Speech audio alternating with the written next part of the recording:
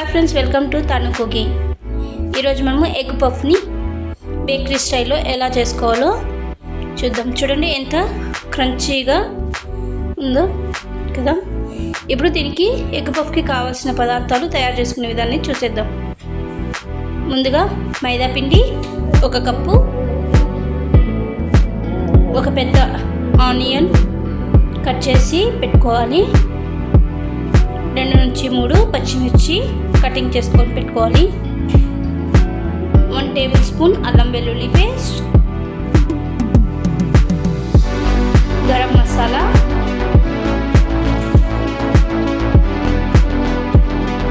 Red chilli powder,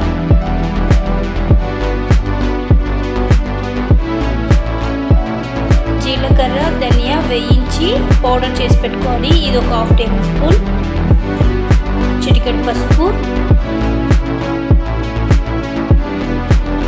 రుచికి సరిపడా ఉప్పు, అలాగే బటర్ ప్లేస్లో మీరు నూనె వేసుకోవచ్చు. నేనైతే బటర్ తీసుకున్నాను. ఉడికించుకున్న 4 కోడిగుడ్లు. ఇప్పుడు తయారు చేసే విధానం చూసేద్దాం. ముందుగా ఒక ప్లేట్లోకి మైదా పిండిని తీసేసుకొని 1 కప్పు కొద్దిగా పక్క పెట్టుకోవాలి పైన ఒత్తికి. ఇప్పుడు దీనిలోకి ఒక 2 టేబుల్ స్పూన్ల వరకు బటర్ వేసేసుకొని, రుచికి సరిపడా ఉప్పు వేసేసుకొని, ముందుగా సాల్ట్ ప్లస్ బటర్ 2 పిండిలో మిక్స్ అయ్యేంత వరకు ఇలా పిండిని గట్టిగా అదుముకుంటూ బటర్ అంతా పిండిలో కలిసే వరకు మనం ఫస్ట్ కలుపుకోవాలి. బటర్ బాగా కలిసిపోయిన తర్వాత కొద్దిగా నీళ్ళు వేసుకుంటూ చపాతీ పిండిలా గట్టిగా కలుపుకోవాలన్నమాట. నేను వీడియోలో చూపిస్తున్న విధంగా కొద్దిగా వాటర్ వేసుకుంటూ కలిపేసుకోవాలి.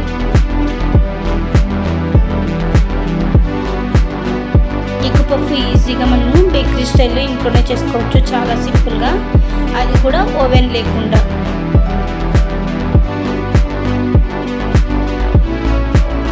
ఎగ్ పఫ్ చాలా కాస్ట్ ఎక్కువ ఉంది కదండి. మనకి బేకరీ స్టైల్లో అది ఫ్రెషా కాదా అనేది మనకి క్లారిటీ ఉండదు. ఎందుకంటే ఈరోజు చేసింది నెక్స్ట్ డే కూడా మిగిలిపోతే వాళ్ళు ఓవెన్లో పెట్టేసి వేడి చేసి ఇచ్చేస్తుంటారు. మనకి ఆ వేడి మీద మంచిదే కాదనేది కూడా తెలియదంట. ఇలా మెత్తగా కలుపుకోవాలి పిండిని. ఇప్పుడు ఒక 2 స్పూన్ల మైదా తీసుకొని అందులోకి కొద్దిగా ఒక 4 టేబుల్ స్పూన్ల ఆయిల్ వేసేసుకొని పిండి ఉండలు లేకోకుండా నీట్గా కలిపేసుకొని పక్కన పెట్టుకోవాలి.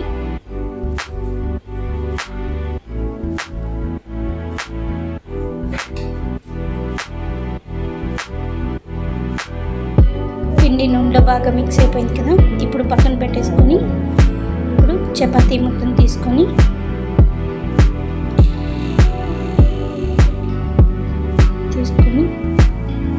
నేను వీడియోలో చూపిస్తున్న విధంగా చేతి మణికంటుతో ఇలా ముందుకి సాగు తీసుకుంటూ పిండిని కలుపుకోవాలి.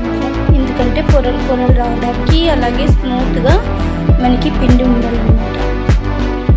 నేను వీడియోలో చూపిస్తున్న విధంగా అలాగే పిండిని 2 చేతులతోనూ ఒకటి వెనక్కి ఒకటి ముందుకి అనుకుంటూ పిండిని ఒక 5 నుంచి 10 నిమిషాలు కలుపుకోవాలన్నమాట.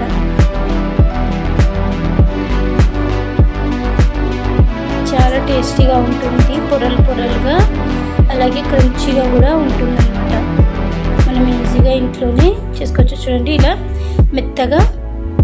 పిండిని మెత్తగా చేసేసుకొని ఒక 5 నిమిషాలు నాననివ్వాలి. ఇప్పుడు స్టఫింగ్కి మనము ఒక కడాయిని పెట్టేసుకొని అందులోకి 2 నుంచి 3 టేబుల్ స్పూన్ల ఆయిల్ వేసేసుకొని కొద్దిగా కరివేపాకు, 2 నుంచి 3 కట్ చేసి పెట్టుకున్న పచ్చిమిర్చి, 1 కప్పు పొడవుగా కట్ చేసుకున్న ఆనియన్స్ వేసేసుకొని లైట్గా ఫ్రై చేసుకోవాలి. పూర్తిగా ఎర్రగడ్డ మగ్గనియాల్సిన అవసరం లేదు, జస్ట్ కొద్దిగా కుక్ అయితే చాలు. అందులోకి 1 టేబుల్ స్పూన్ అల్లం వెల్లుల్లి పేస్ట్ పేస్ట్ చేసుకొని కొద్దిగా ఫ్రై చేసేసుకోవాలి.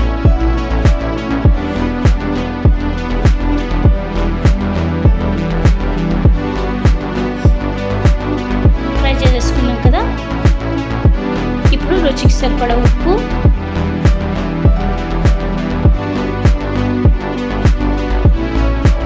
జీలకర్ర ధనియా powder 1½ tablespoon, half tablespoon garam masala, చిటికెడు పసుపు. మనకి స్పైసీ నేనైతే హాఫ్ టేబుల్ స్పూన్ వేసుకున్నాను. మీకు స్పైసీగా ఉండాలనుకుంటే 1 టేబుల్ స్పూన్ వేసేసుకోవచ్చు. ఇప్పుడు కొద్దిగా ఫ్రై అయిన తర్వాత ఒకసారి అలా కలిపేసుకొని స్టవ్ ఆఫ్ చేసి అది పక్కన పెట్టేసుకుందాం, చల్లారనిద్దాం.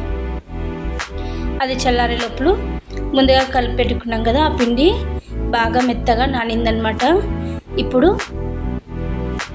అన్నీ ఇంకొకసారి అలా కలిపేసుకొని అన్నీ చిన్న చిన్న చపాతీ బాల్స్ లాగా కొద్దిగా తీసేసి పక్కన వేసేసుకున్నాం.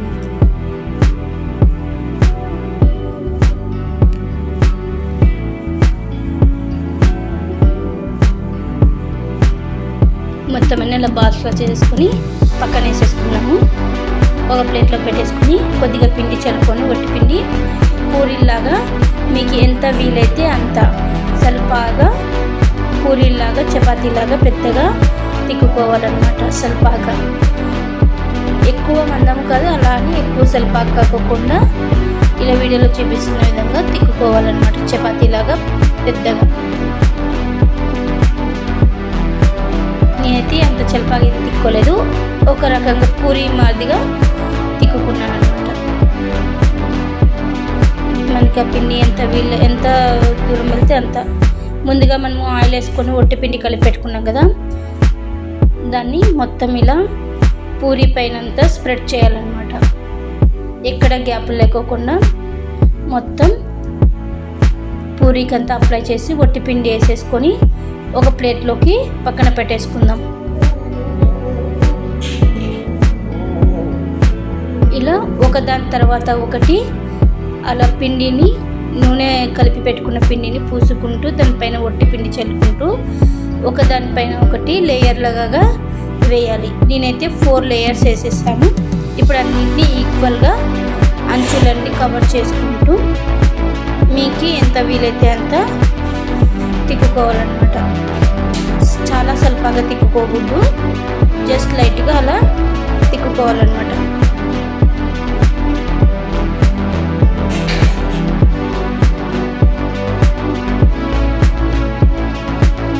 మిడిల్లో ఒకటే తిప్పుకోకూడదు, అంచులన్నీ మనకి మందం లేకోకుండా మొత్తం ఈక్వల్గా ఉండాలన్నమాట.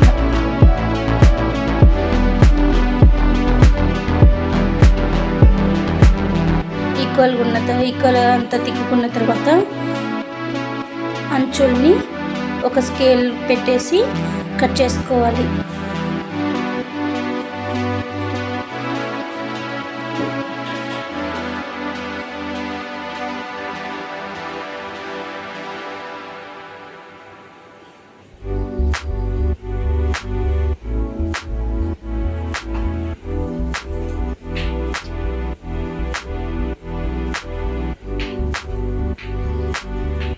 అంచులన్నింటినీ కట్ చేసిన తర్వాత ఈ పిండిని 2 పార్ట్స్గా డివైడ్ చేయాలి.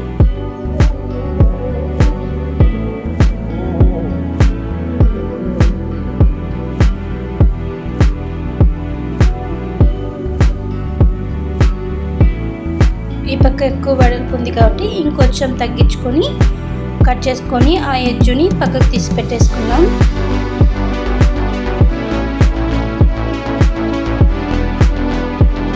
ఇప్పుడు వీటిని 3 భాగాలుగా డివైడ్ చేసేసుకుందాం. నాకైతే ఒక దాంట్లో వచ్చేసి 6 వచ్చేసాయి. 6 ఎగ్ పఫ్స్ వస్తాయి అన్నమాట. ఎగ్ పఫ్ కూడా ఇప్పుడు బేకరీలో చాలా కాస్ట్ ఎక్కువగా ఉంది. ఒక ఎగ్ పఫ్ వచ్చేసి 30 రూపీస్. మనం ప్రతిసారి కొనుక్కోవాలంటే అది డౌట్ ఉంటుంది, అది ఫ్రెషా కాదా అనేసి. చేసుకొని ఇది ఇంట్లోనే సింపుల్గా చేసేసుకోవచ్చు అనమాట. ఇప్పుడు ముందుగా స్టఫింగ్కి మనము ఫ్రై చేసి పెట్టుకున్నాం కదా, అది పూర్తిగా చల్లారిపోయింది కదా.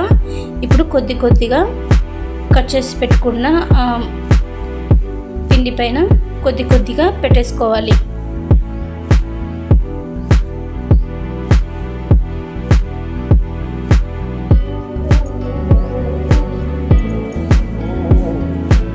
పెట్టేసుకున్నాం కదా. ఇప్పుడు ఎగ్స్ తీసుకొని ఒక ఎగ్గుని 2 భాగాలు చేసుకోవాలన్నమాట. ఇలా రివర్స్ పెట్టేసుకోవాలి. మొత్తం 3 ఎగ్స్ని కూడా కట్ చేసేసుకొని అలాగే పెట్టేసుకోవాలి.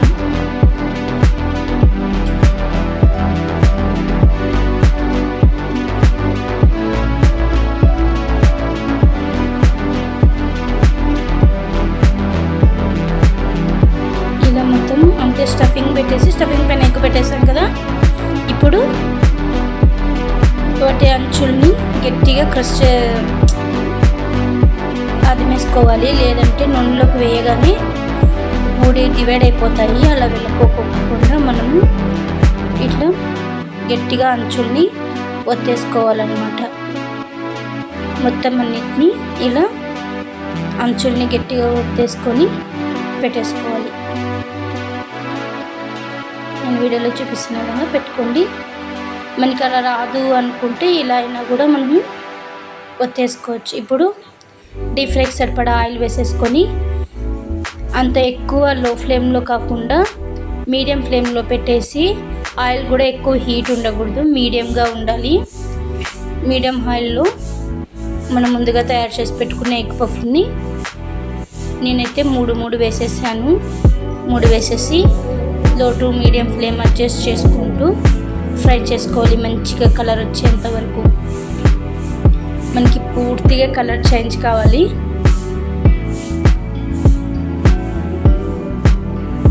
నిదానంగా తిప్పుకుంటూ మీరు వేసిన వెంటనే తిప్పేసినారనుకోండి, మీకు అంచులు డివైడ్ అయిపోయి లోపల నుండి స్టఫింగ్ అంతా బయటకు వచ్చేస్తుంది అనమాట.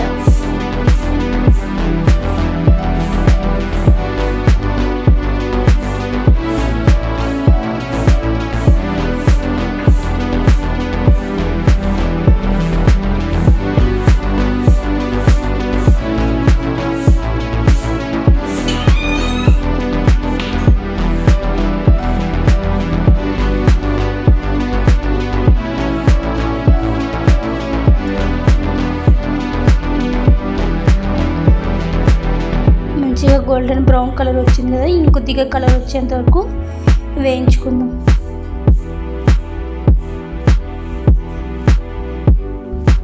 చాలా సింపుల్గా ఇంట్లోనే మనము ఎగ్ పఫ్ని రెడీ చేసేసుకోవచ్చు. చాలా సింపుల్గా ఉంది కదా, మీరు కూడా తప్పకుండా ఇంట్లో ట్రై చేయండి. పిల్లలు ఎప్పుడన్నా ఈవినింగ్ అవుతూనే చాలు, ఇప్పుడు హాలిడే అది కాక సమ్మర్ హాలిడేస్ కాబట్టి పిల్లలు ఏదో ఒకటి అడుగుతూనే ఉంటారు.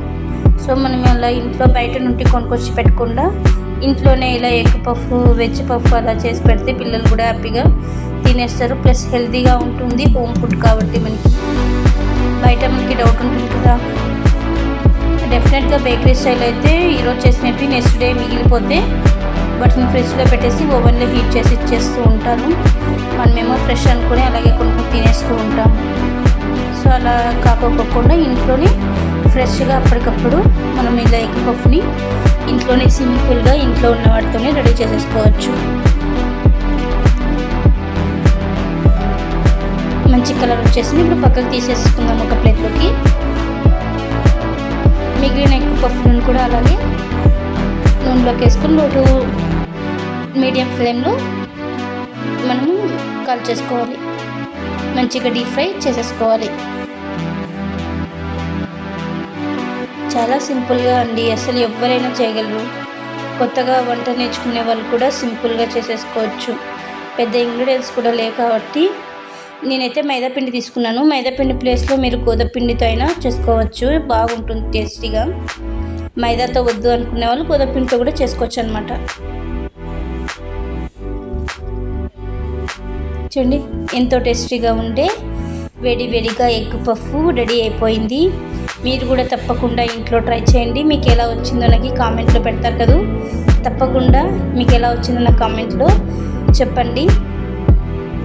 మీరు ట్రై చేశాక మీకు ఎలా వచ్చిందో మీరే చూడండి. ఒకటి కట్ చేసి చూపిస్తున్నాను. లోపల కూడా ఎగ్ కూడా బాగా కుక్ అయ్యింది. Please subscribe my channel.